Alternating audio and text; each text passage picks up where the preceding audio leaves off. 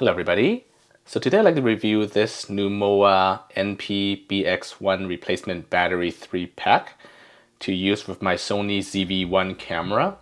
But this also works with a whole host of different cameras for Sony, and including the RX100 line.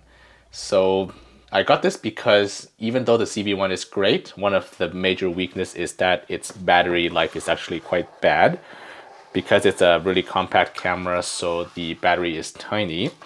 So with these Newmowa batteries, they are 3.6 volts, 1240 milliamp hours each, and 3 of them could be charged at the same time. So I find that it takes a really long time to charge the Sony ZV-1 with just the cable to plug it into a computer. It takes a really long time, it takes several hours.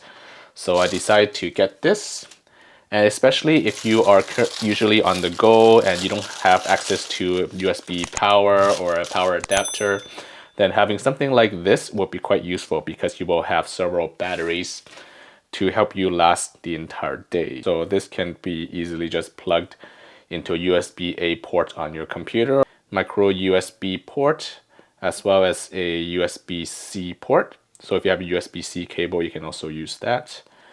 So if you plug it in like this, and then you see there are 3 slots here for the, and if you can see just inside here, I'm not sure if you can see, but it says NP-BX1, which is the battery that the Sony ZV-1 and the Sony RX100 line uses.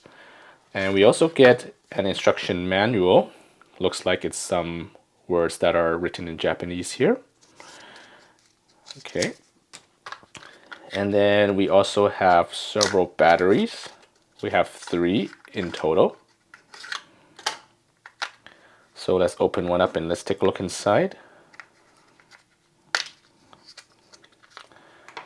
So it's a really compact battery, and it just says Newmowa BAT NP-BX1 NMW replaces the NP-BX1 battery inside the Sony ZV-1 or the Sony RX100 line.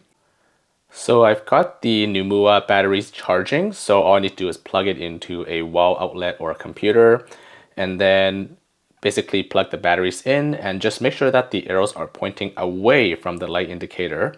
I tried first of all plugging them in with the arrow towards the light indicator, and that didn't work. But once the arrows are pointing away from the indicators, then they would light up as red, and then when they finish charging, they should change to a green color.